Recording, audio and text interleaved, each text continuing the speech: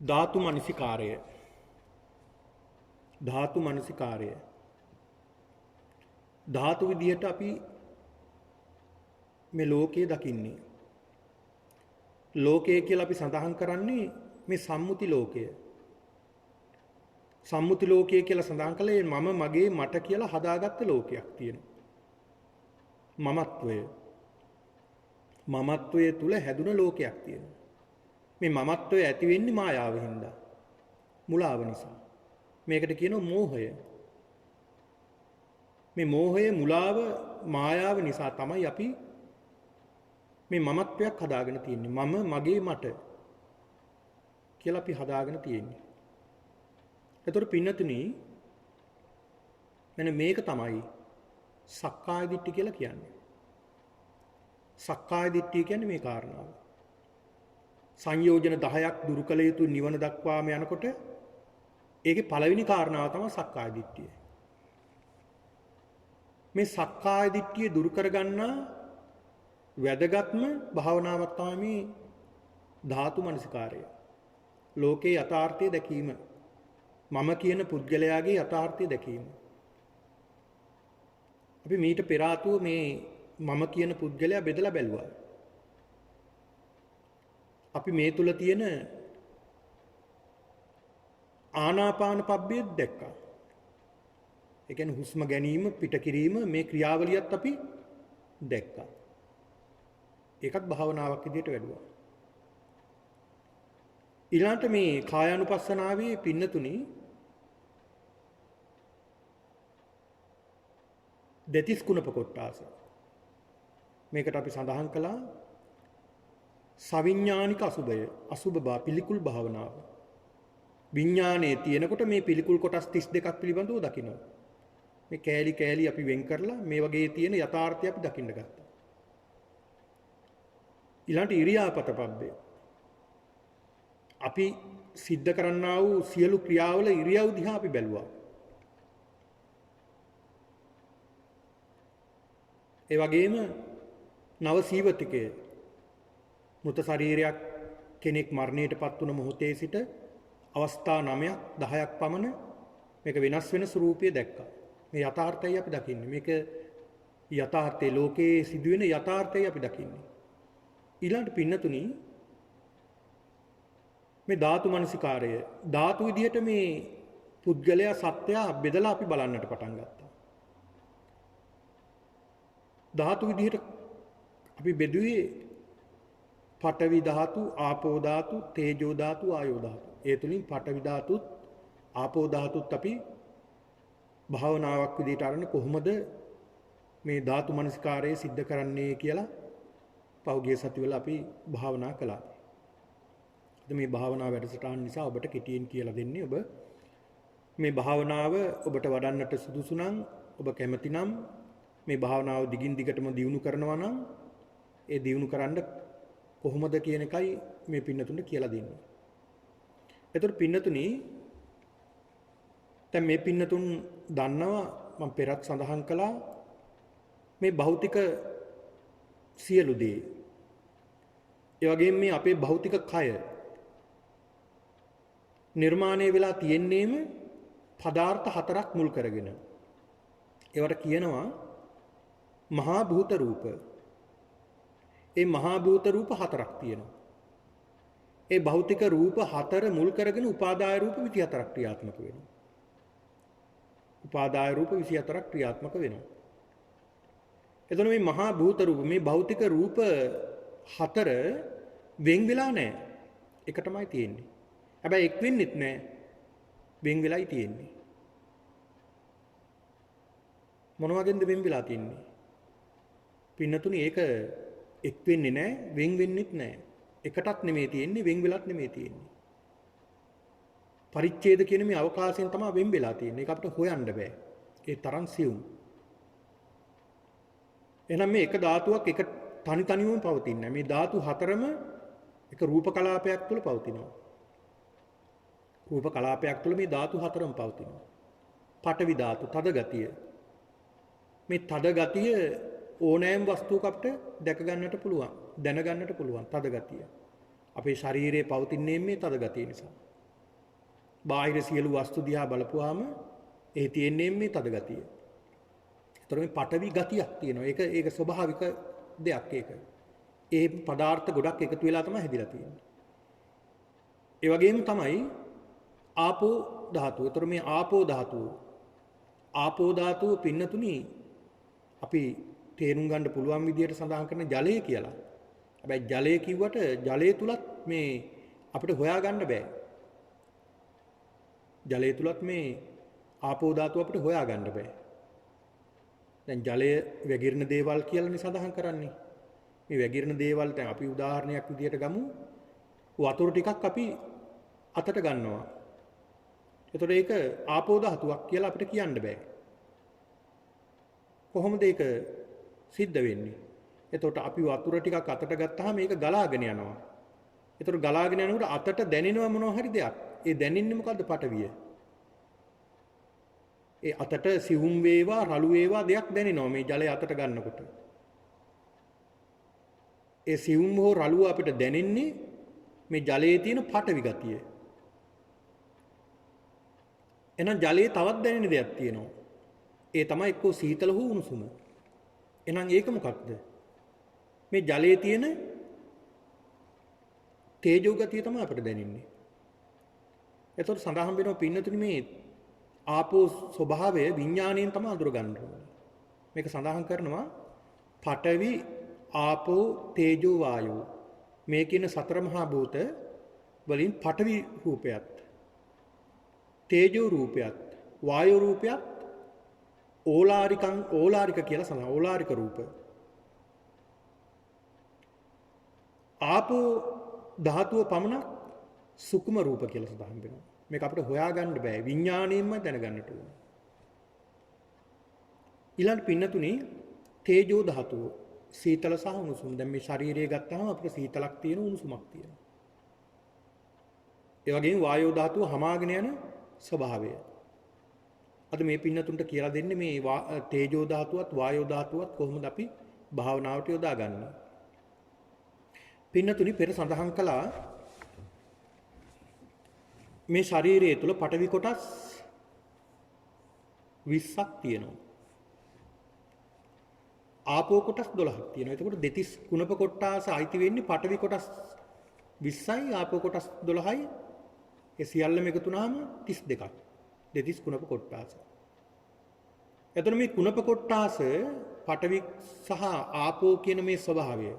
දැන් මේ පඨවි ගතිය බැඳලා තියාගන්නේ මේ ආපෝ ස්වභාවය. ආපෝ ස්වභාවය නිසා තමයි මේ ශරීරය බැඳිලා නැත්නම් යම්කිසි ද්‍රව්‍යයක් තදින් බැඳිලා තියාගන්නේ අලවලා තියාගන්නේ මේ පඨවි ගතිය ආපෝ ස්වභාවයෙන්. ඒ අලවලා තියාගන්න ස්වરૂපයේ තියෙන යම්කිසි සිසිලසක් වේවා උණුසුමක් වේවා ඒකට කියනවා තේජෝ ගතිය.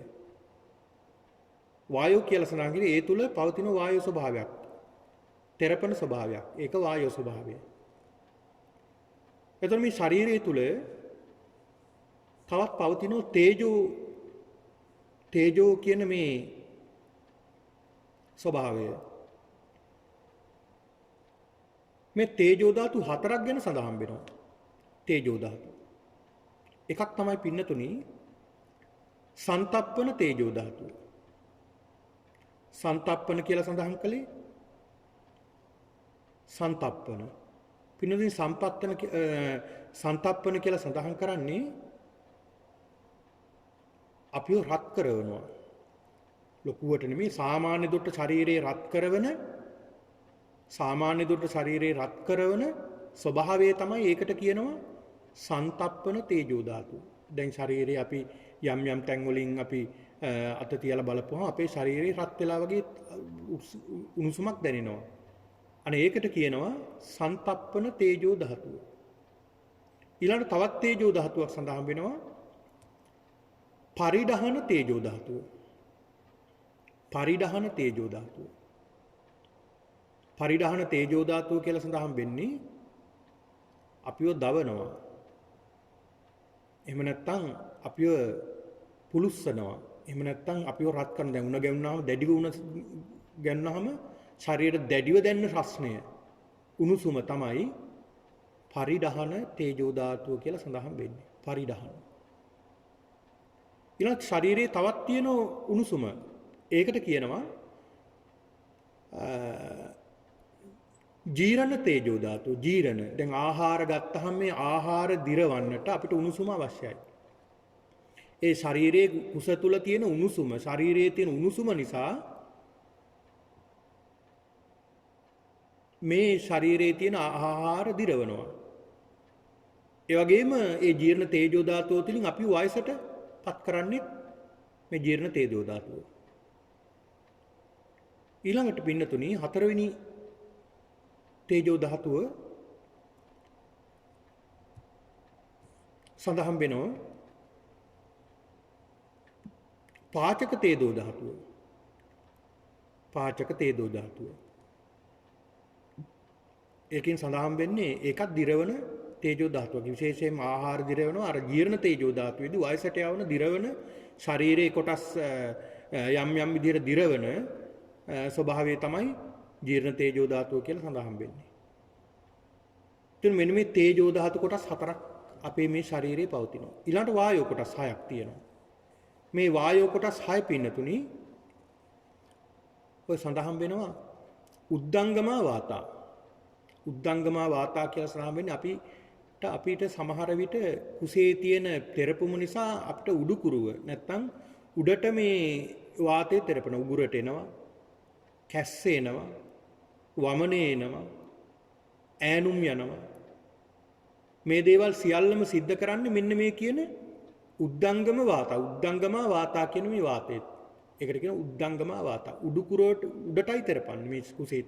ශරීරයේ තියෙන මේ වාතය උඩටයි තෙරපන්නේ. උඩට තෙරපන වාතය. ඊළඟට අදෝගමා වාතා. අදෝමුඛයෙන් පිට වෙන වාතයට කියනවා අදෝගමා වාතා. පල්ලහැටයි ඒ වාතය පිට කරන්නේ. අදෝගමා වාතා. ඊළඟ කුච්චිසය වාතා. කුච්චිසය. මේ කුසට ගන්න ආහාර. මේ කුසට ගන්න ආහාර තල්ලු කරලා යවන වාතය තියෙනවා. දැන් අපි පින්නතුනි කෑම කාපුවාම මේ කෑම උගුරෙන් පල්ලහැට ඇතුළට යනවා. ඒව තල්ලු කරන්න වාතයක් තිබෙනවා. ඒ වාතය ඒ තල්ලු කරලා ආහාර දිරවලා ජීර්ණ පද්ධතියට යවන්නේ මේ තේජෝ ධාතුව. වායෝ ධාතුව. මෙන්න මේ කියන තේජෝ ධාතුවෙන් තමයි මේ ආහාර දිරවන්නේ. වායෝ ධාතුවෙන් තමයි මේ කුච්චිසයා වාත කියන මේ වාතයෙන් තමයි කුසේ තෙරපුමක් ඇති කළා මේ ආහාර පල්ලහැට යවන්නේ. ඊළඟට අංගමංගානුසාරිනෝ වාතා. අංගමංගානුසාරිනෝ වාතා කියලා සඳහන් කරන්න පින්නතුනි අපි ගමන් කරනකොට, ඇවිදිනකොට, වැඩ කරනකොට, අතපය එහා මෙහා කරනකොට, ඉරියව් පවත්වනකොට මේ හැම ඉරියව්වකදීම මේ වාතය නැත්නම් මේ ශරීරය තුළ වාතය ක්‍රියාත්මක වෙන්නේ නැත්නම් අපිට මේ කිසිම ඉරියව්වක් සිද්ධ කරන්න බෑ. කිසිම දෙයක් කරන්නට බෑ. එතකොට මේ වාතය නිසා තමයි අපි ඇවිදින්නේ, වැඩ කරන්නේ, සියලු කටයුතු සිද්ධ කරන්නේ මේ වාතය නිසා. ඒ වාතය ක්‍රියාත්මක වෙන නිසා. මේ සෑම ශරීරයේ කොටසකම මේ වාතය පවතිනවා. ඒ වාතය නිසා තමයි අපේ ශරීරය අංගපසංග එහා මෙහා කරන්නේ. අංගමංගානුසාරිනෝ වාතා. ඊළඟට කොට්ටසයා වාතා. කොට්ටසයා වාතා කියලා සඳහන් කරන්න පින්නතුනි දැන් අපි ගන්නවනේ කැබලිකර ආහාර, කබලික්කාර ආහාර අපි ගන්නවනේ. කබලික්කාර ආහාර අපි ගන්නවා. අපි කෑම කෑවට පස්සේ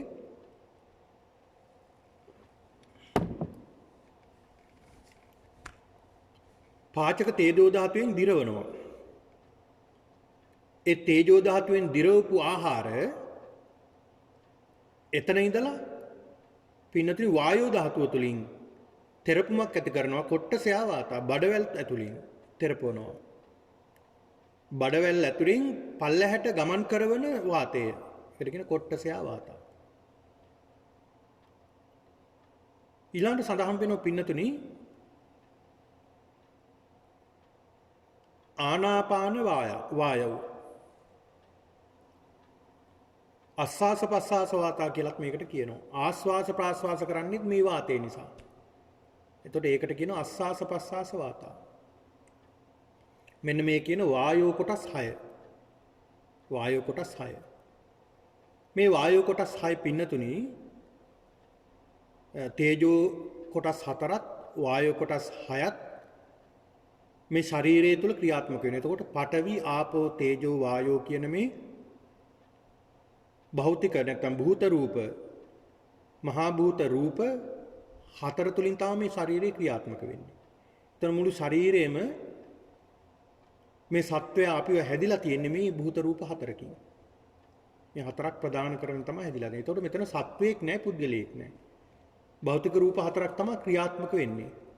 මෙන්න මේ ක්‍රියාත්මක වෙන භෞතික රූප 4 තමයි අපි දකින්න ඕනේ. මේක නිතර වඩනකොට Tamanට තියෙන මේ මමත්වේ නැති වෙනවා. මමත්වේ නැති වෙලා බොහෝ සෙයින් වඩනකොට මේ භාවනාව ධාතු මනසිකාරයේ වඩනකොට පින්නතුනි සක්කාය දිට්ඨිය දුර වෙනවා. Tamanට තියෙන ඇල්ම, Tamanගේ ශරීරයේ තියෙන ඇල්ම, මොකද යථාර්ථයනේ දකින්නේ. සත්‍ය දකින්නේ. මෙතන සත්වයක් නැහැ, පුද්ගලයෙක් නැහැ, ක්‍රියා ගොඩක් පමණයි.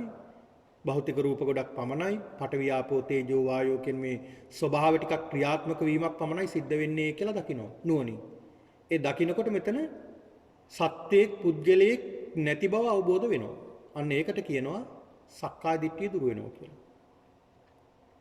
ඒ නිසා පින්නතුනි මේ සඳහන් කළ දැන් මෙතන සඳහන් කළා පඨවි කොටස් 20කුත් ආපෝ කොටස් 12කුත් තේජෝ කොටස් 4කුත් වායෝ කොටස් 6කුත් ඔක්කොම 42ක්.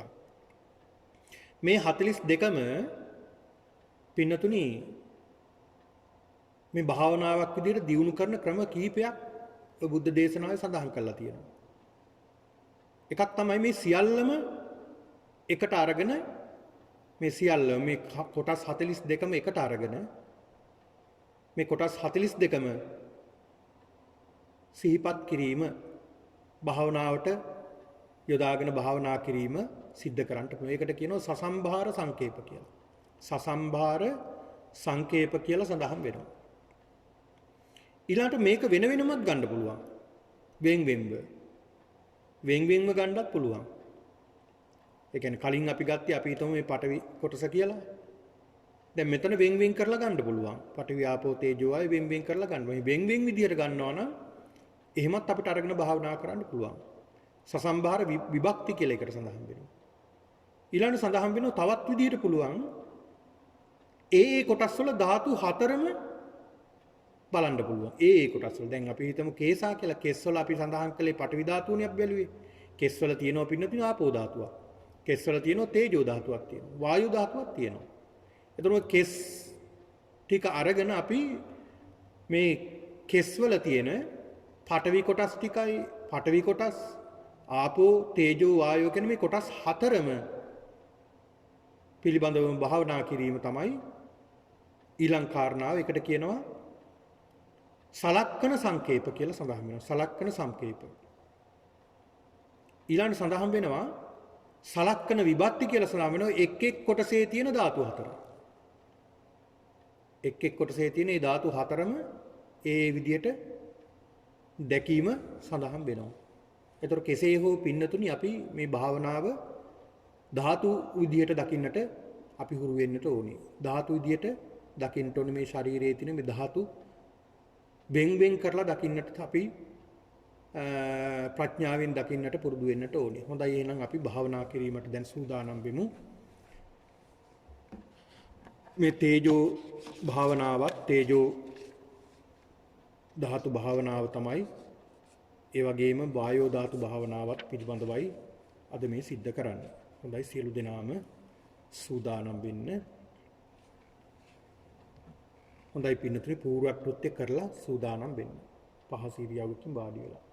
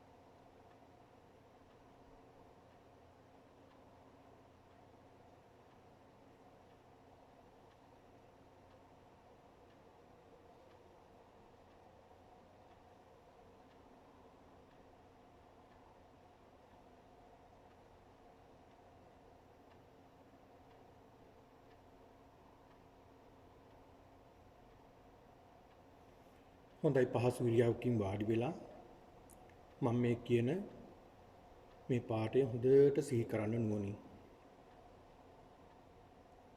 මේ ශරීරයේ තේජෝ ධාතුවකින් සකස් වෙලා තියෙනවා.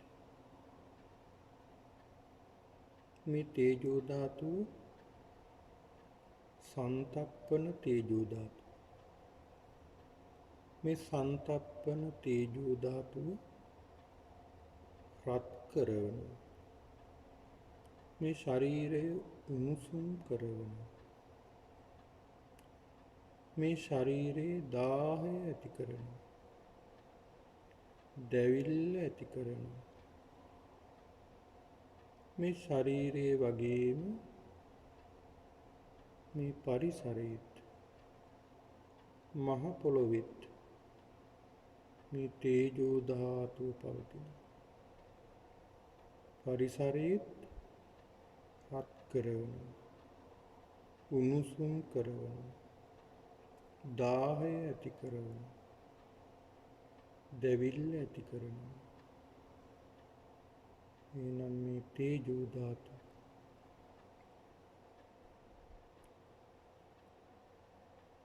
අසාරයි අසුභයි මම නෙමෙයි මගේ නෙමෙයි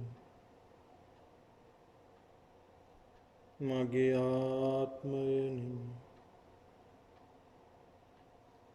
අනිත්‍යයි දුක්ඛයි අනාත්මයි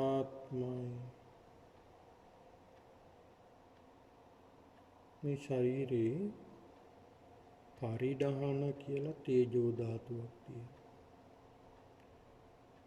මේ පරිඩහන තේජෝ ධාතුව දවන පරිසරයේ මහ පොළොවේ තේජෝ ධාතුව පවතිනවා. ඒ තේජෝ ධාතුවත් දවනවා.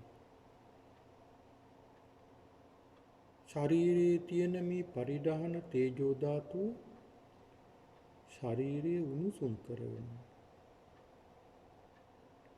දාහය ඇති කරනවා. දැවිල්ල ඇති කරනවා.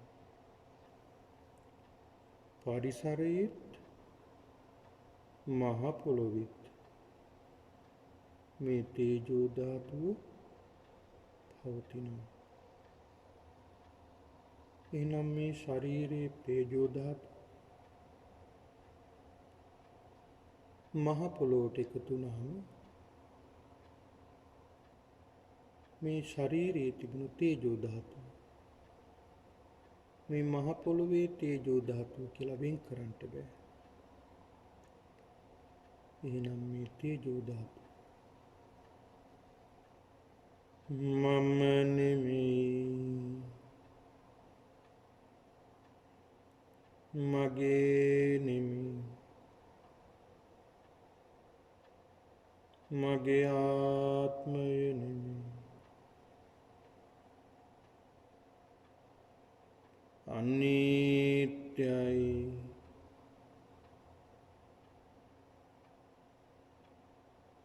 දුක්ඛයි අනාත්මයි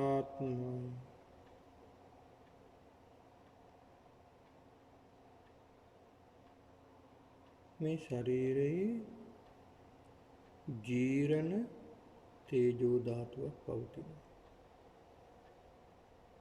ශරීරයේ දිරවන වයසටපත් කරන තේජෝ ධාතුව. මේ පරිසරයේ මහ පොළොවෙත් මේ තේජෝ ධාතුව පවතිනවා. ශරීරයේ තියෙන මේ තේජෝ ධාතුව රත් කරනවා. ශරීරය උණුසුම් කරනවා. දාහය ඇති කරනවා. දැවිල්ල ඇති කරනවා. පරිසරයේත් මහ පොළොවෙත් මේ තේජෝ ධාතුව පවතිනවා. මේ ශරීරයේ තේජෝ ධාතුව මහ පොළොවට එකතු වුණාම මේ ශරීරයේ තිබුණ තේජෝ ධාතුව මේ මහ පොළොවේ තිබුණ තේජෝ ධාතුව කියලා වෙන් කරන්න බෑ. එහෙනම් මේ තේජෝ ධාතුව මම නෙමෙයි, මගේ නෙමෙයි, මගේ ආත්මය නෙමෙයි, අනිත්‍යයි, දුකයි, අනාත්මයි.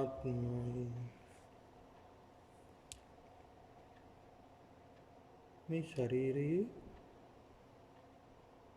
පාචක කියලා තේජෝ ධාතුවක් තිබෙනවා.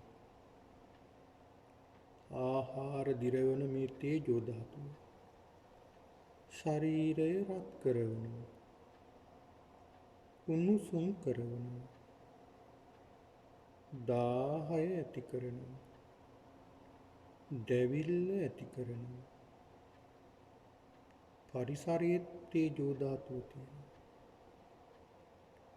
මේ පරිසරයේ මහ පොළොවේ තේජෝ ධාතුවත් පරිසරය රත් කරනවා, උණුසුම් කරනවා, දාහය ඇති කරනවා, දැවිල්ල ඇති කරනවා. ශරීරයේ තියෙන මේ තේජෝ ධාතුව මහ පොළොවට එක්ුණාම මේ ශරීරයේ පෙර තිබුණ තේජෝ ධාතුව මේ මහ පොළොවේ තිබුණ තේජෝ ධාතුව කියලා වෙන් කරන්න බෑ. එනම් මේ තේජෝ ධාතුව මම නෙමෙයි, මගේ නෙමෙයි, මගේ ආත්මය නෙමෙයි,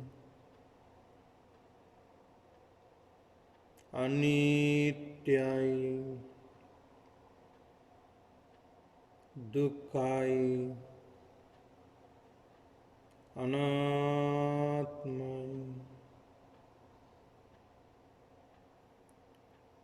මගේ මේ ශරීරයේ වායෝ ධාතුව පවතිනවා. උඩට තෙරපෙන උද්දංගම වාතය තියෙනවා. මේ වාතය හමා යන සුළුයි, පිම්බෙන සුළුයි, පෙරලෙන සුළුයි. පරිසරයේත් මහ පොළොවෙත් මේ වායු ධාතුව පවතිනවා. පරිසරයේ මහ පොළොවේ පවතින වාතයත් හමා යන සුළුයි, පිම්බෙනවා, පෙරලෙනවා. මේ ශරීරයේ තියෙන වායෝ ධාතුව මහ පොළොවට පරිසරයට එකතු වුණාම මගේ ශරීරයේ පෙර තිබුණ මේ වායෝ ධාතුව මේ මහ පොළොවේ පරිසරයේ තියෙන තේජෝ ධාතුව වායෝ ධාතුව කියලා වෙන් කරන්න බෑ. එනම් මේ වායෝ ධාතුව මම නෙමෙයි, මගේ නෙමෙයි, මගේ ආත්මය නෙමෙයි, අනිත්‍යයි, දුකයි, අනාත්මයි. මේ ශරීරයේ අදෝගම වාතය තියෙනවා. මේ අදෝගම වාතය හමා යන සුළුයි, පිම්බෙනවා, පෙරලෙනවා. මේ පරිසරයේත් වායෝ ධාතුව තියෙනවා. පරිසරයේ තියෙන වායෝ ධාතුවත් හමා යනවා, පිම්බෙනවා, පෙරලනවා.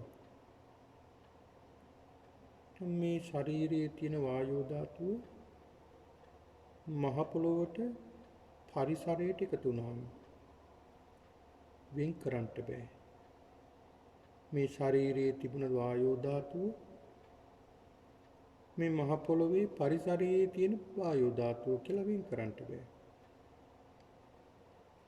එහෙනම් මේ වායෝ ධාතුව මම නෙමෙයි, මගේ නෙමෙයි, මගේ ආත්මය නෙමෙයි, අනිත්‍යයි, දුක්ඛයි, අනාත්මයි. මගේ ශරීරයේ මේ ශරීරයේ කුසේ පවතින වාතය මේ කුච්චිසයා වාතය කියලා කියනවා. මේ කුසේ තියෙන වාතයත් හමා යන සුළු. පිම්බෙනවා, පෙරලනවා. මේ පරිසරයේත් මේ වායෝ ධාතුව පවතිනවා. පරිසරයේ තියෙන වායෝ ධාතුව හමා යනවා, පිම්බෙනවා, පෙරලනවා. මේ ශරීරයේ තියෙන වායෝ ධාතුව පරිසරයට එකතු වුණාම මේ පෙර තිබුණ ශරීරයේ තිබුණ වායෝ ධාතුව මේ පරිසරයේ තිබුණ වායෝ ධාතුව කියලා වෙන් කරන්න බෑ. එහෙනම් මේ වායෝ ධාතුව මම නෙමෙයි, මගේ නෙමෙයි, මගේ ආත්මය නෙමෙයි, අනිත්‍යයි, දුක්ඛයි, අනාත්මයි. මේ ශරීරය එහා මෙහා කරන්නට මගේ මේ වායු ධාතුව අවශ්‍ය වෙනවා. මේ අංගමංගානුසාරින වාතා කියන මේ වාතය නිසා මේ අතපය එහා මෙහා කරනවා, ඇවිදිනවා, වැඩපළ කරනවා. මේ වාතය හමා යන ස්ම පිම්බෙනවා, පෙරලෙනවා. මේ පරිසරයේත් වායෝ ධාතුව පවතිනවා. පරිසරයේ පවතින වායෝ ධාතුව හමා යනවා, පිම්බෙනවා, පෙරලනවා. මේ ශරීරයේ තියෙන වායෝ ධාතුව මහ පොළොවට එකතු වුණාම පරිසරයට එකතු වුණාම මේ ශරීරයේ තිබුණ වායෝ ධාතුව මේ පරිසරයේ තිබුණ වායෝ ධාතුව කියලා වෙන් කරන්න බෑ. එහෙනම් මේ ශරීරයේ තියෙන වායෝ ධාතුව මම නෙමෙයි, මගේ නෙමෙයි, මගේ ආත්මය නෙමෙයි, අනිත්‍යයි, දුක්ඛයි, අනාත්මයි.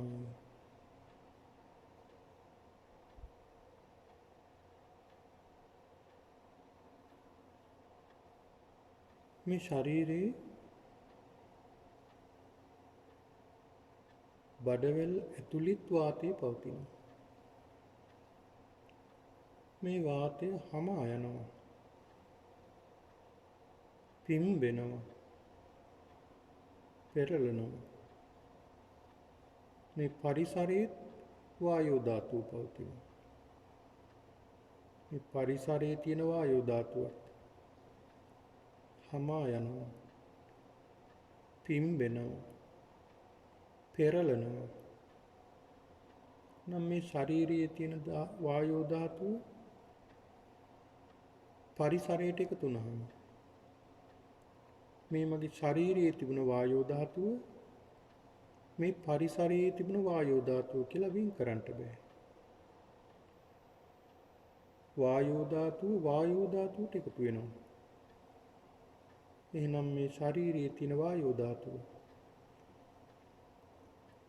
මම නෙමෙයි, මගේ නෙමෙයි, මගේ ආත්මය නෙමෙයි, අනිත්‍යයි, දුකයි, අනාත්මයි.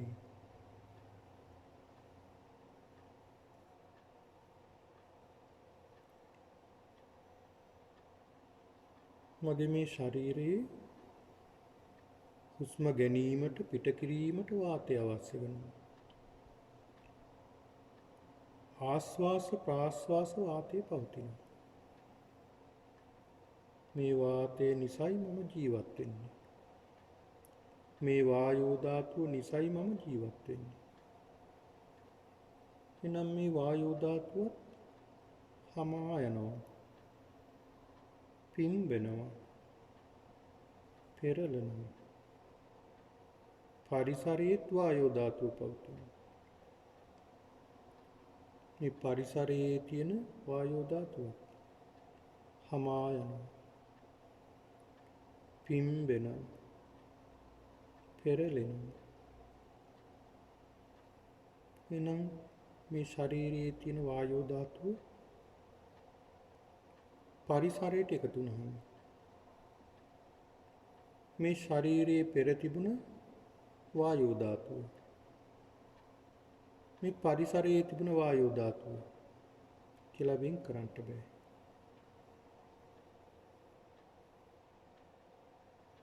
වායෝ ධාතුවට එකතු වෙනවා.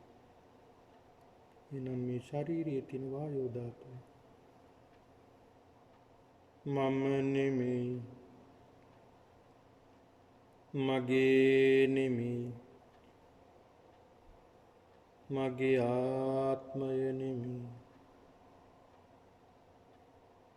අනිත්‍යයි, දුකයි, අනාත්මයි. මොහොතක් භාවනා කරන්න.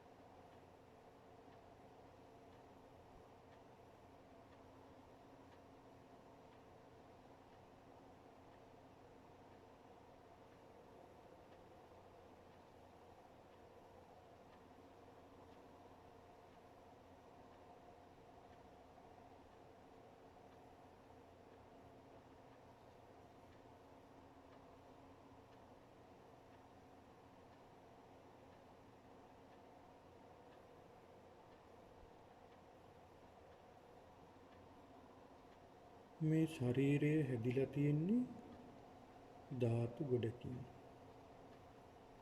ධාතු සමූහයකින්. මේ ශරීරයේ ධාතු ගොඩක්, ධාතු සමූහයක්. මේ ධාතු ගොඩකින්, ධාතු සමූහයකින් හැදුන මේ ශරීරය මම නෙමෙයි, මගේ නෙමෙයි, මගේ ආත්මය නෙමෙයි, අනිත්‍යයි, දුකයි, අනාත්මයි.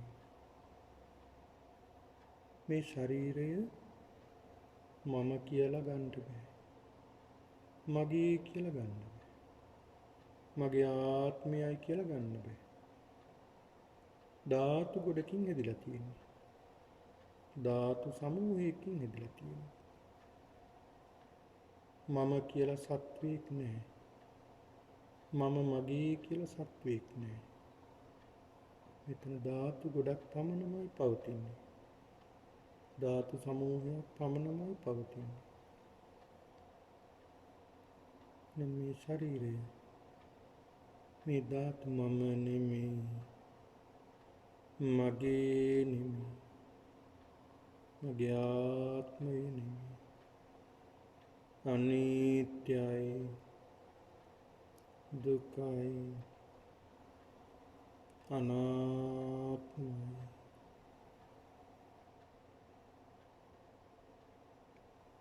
මේ විදිහට සුළු මොහොතක් භාවනාවේ යෙදෙන්න.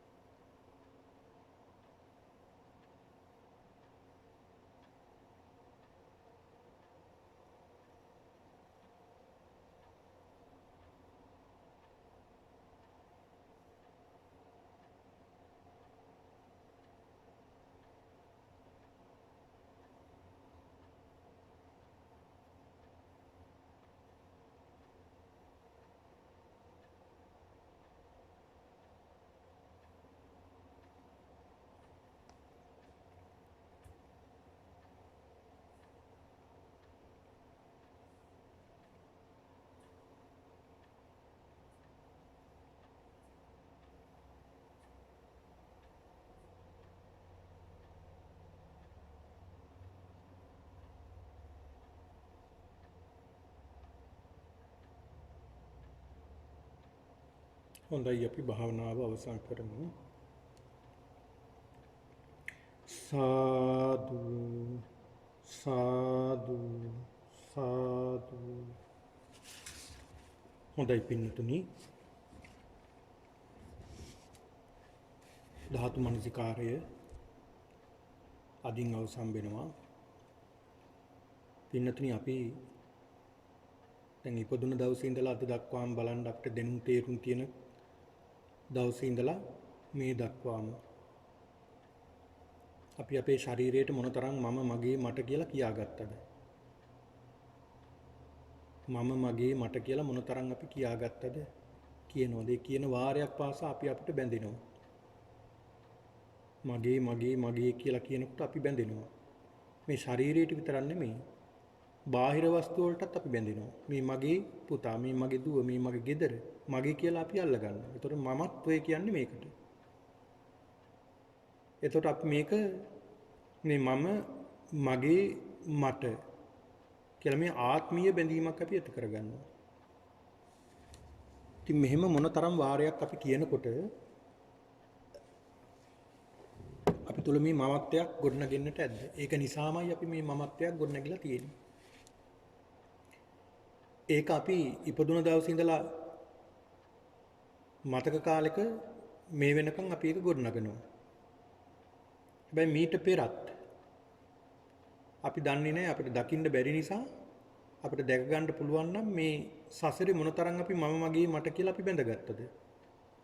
අල්ලගත්තද? ඒ අල්ලගත්ත හින්දා බැඳුන නිසා බලන්න මොනතරම් අමාරුද අපිට මේක ගලව ගන්න. ඒක නිසා තමයි මේ අමාරුව ගලව ගන්න. මේක අමාරුයි කියන්නේ මේ භාවනාව අමාරුවෙන් අපහසුවෙන් කරන්න සිද්ධ වෙන්නේ අන්නේ අලෝගත්ත නිසා. අපි කවුරුත්. ඒක නිසා නිතර අපි දෙන්නට ඕනේ මේ ශරීරයේ සත්පුද්ගල සංඥාව ගැලවෙන්නයි දෙන්න ඕනේ. ඔකට ගිරිමානන්ද සූත්‍රයේ පින්නතුනි කදිම උදාහරණයක් නේ. අනිත්‍ය සංඥා, අනාත්ම සංඥා, අසුභ සංඥා, ආදීනව සංඥා. අපි මෙච්චර කාලයක් දීලා තියෙන සංඥා විනාශ කරන්න තමයි මේ සංඥාව දෙන්නේ. පස්ස වේදනා සංඥා කියලානේ සඳහන් වෙන්නේ. දැන් ක්‍රියාවලියක් සිද්ධ වෙනකොට ඇහෙන් අපි උදාහරණයක් ගත්තොත් ඇහෙන් රූපයක් දකිනකොට ඒක ඉස්සල්ලාම ස්පර්ශ වෙනවා. මේ ක්‍රියාවලිය වේගින් සිද්ධ වෙනවා අපිට වර්ග කරන්න බැරි තරම්. නමුත් මේක තේරුම් කරන්න පහසුව නිසායි මේ පස්ස වේදනා සංඥා චේතනා කියලා සඳහන් කරන්නේ. ඉස්සල්ලාම රූපේ ස්පර්ශ වෙනවා. රූපේ ස්පර්ශ වුණ ගමන් වින්දනයක් ඇති වෙනවා. සැපද දුකද මධ්‍යස්ථද කියලා වින්දනයක් එනවා. ඒ වින්දනයක් ආපු ගමන් සංඥාවක් යනවා අඳුර ගන්නවා ඒ රූපය.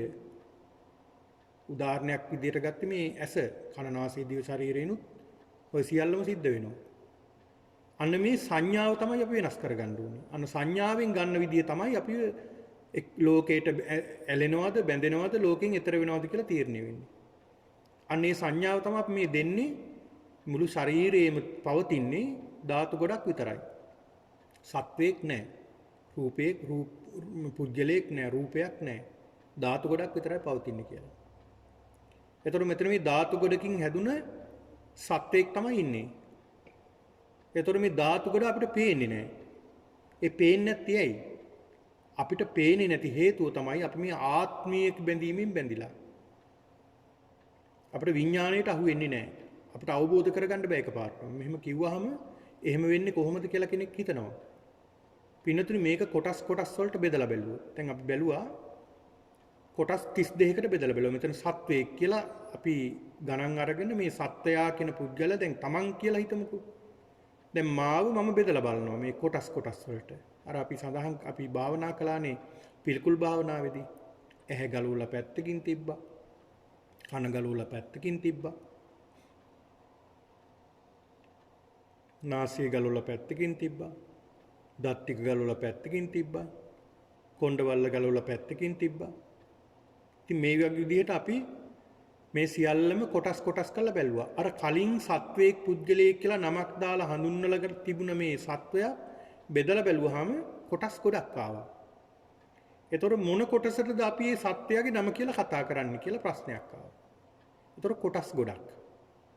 ඒ කොටස් ටිකක් තව බෙදලා බලන්න තමයි මේ ධාතු මනසිකාරයෙන් පෙන්වලා දෙන්නේ.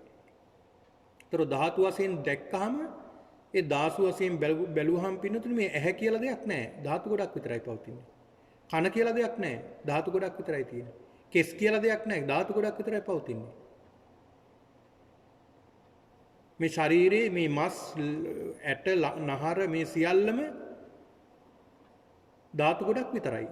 ධාතු ගොඩකින් හැදුන රූප කලාප ගොඩක් තමයි තියෙන්නේ. ඒතකොට මේ රූප කලාප ගොඩ හැදිලා රූප පිඬුවක් විදියට හැදිලා මේ රූපයට තමයි අපි රැවටෙන්නේ. රූපයට තමයි රැවටෙන්නේ. මොනතරම් රැවටීමකට අපි ලක් වෙනවද මේ රූපයට? ඒතර මේක ධාතු වශයෙන් බෙදලා බලන්නට ඕනේ. මේ ධාතු ගොඩක් පවතින්නේ. ධාතු ගොඩක් තමයි මේ ක්‍රියාත්මක වෙන්නේ. කියලා බලන්න ඕනේ. ඒ ධාතු නිතර අපි ගලපන්න ඕනේ මේ පරිසරයට මහ පොළොවට. ගලප බලන්න ඕනේ. ඒතර පරිසරයේ තියෙන්නේ ඒ ධාතුව. ශරීරයේ තියෙන්නේ ඒ ධාතුව. ඒතකොට දෙකම එකයි. ඒතර මෙතන සත්වයක් නැහැ, පුද්ගලයෙක් නැහැ. සත්පුද්ගල සංඥාවෙන් තොර දෙයක් මේ. ඒතකොට සත්වයක් නැහැ, පුද්ගලයෙක් නැහැ කියන මේ සංඥාව අපිට එනවා. ඒ ආපුවම එතන ඇලෙන්න තැනක් නැහැ, බැඳෙන්න තැනක් නැහැ. ආන් ඒතකොට සක්කාය දිට්ඨිය ගැලවෙනවා. සක්කාය දිට්ඨිය ගැලවෙනවා කියලා කියන්නේ පින්නතුනි විචිකිච්ඡා සීලබ්බත පරාමාස කියන දෙකම ඉබේම නැති වෙනවා. සක්කාය දිට්ඨිය නැති වෙනකොට විචිකිච්ඡා සැකයක් නැති වෙනවා. මොකද නිවැරදි විදිහට දකින්න දැනෙනවා. පේන්න ගන්නවා. එතකොට විචිකිච්ඡා සැකයක් නැති වෙනවා. ඊළඟ සීලබ්බත පරාමාස වෙනත් මාර්ගයක් නැහැ මේ නිවන් දකින්න මේකම විතර ඒකායනෝ අයම් මග්ගෝ එකම මාර්ගය මේ බුදුහාමුදුරෝ දේශනා කළ මේ මාර්ගය විතරමයි කියලා දකිනවා. ඔන්න ඕක තමයි පින්නතුන් සිද්ධ වෙන්නේ මේ භාවනාව. ඒ නිසා මේ භාවනාව හරි හොඳ භාවනාවක්. ඊටමත් වටිනා භාවනාවක් ධාතු මනසිකාරය. ඉතින් ඒක නිසා පින්නතුනි අදත් මේ පින්නතුන් මේ ධාතු මනසිකාර භාවනාවට එකතු වුණා. මේ විදියට ඔබට භාවනාව දිගින් දිගට සිද්ධ කරන්න පුළුවන්. ඊළඟ සතියේදී අපි සාකච්ඡා කරන්නේ සතර සතිපට්ඨානයේ ඊළඟ වේදනානුපස්සනාව කියන මේ භාවනා ක්‍රමය කොහොමද සිද්ධ කරන්නේ කියන බව පිළිබඳවයි. හොඳයි එහෙනම් මේ මොහොතේ මේ පින්නතුන් සිද්ධ කරගත්තා වූ මේ උතුම් වූ කුසලානුභවයෙන් මේ පින්නතුන්ට උතුම් වූ චතුරාර්ය සත්‍ය වහවහ අවබෝධ කර ගැනීමට මේ උතුම් පින්කම මේ භාවනාමය කුසල කර්මයේ හේතු ආසනා වේවා කියලා සාදු කියලා ප්‍රාර්ථනා කරගමු. ආකාසට්ටා ච බුම්මට්ටා දේවා නාග මහිද්దికා පුඤ්ඤන්තං අනුමෝදිත්වා චිරං රක්ඛන්තු ශාසනං ආකාසට්ටා ච බුම්මට්ටා දේවා නාග මහිද්దికා පුඤ්ඤන්තං අනුමෝදිත්වා චිරං රක්ඛන්තු දේශනං ආකාසට්ටා ච බුම්මට්ටා දේවා නාග මහිද්దికා පුඤ්ඤන්තං අනුමෝදිත්වා චිරං රක්ඛන්තු මම් පරං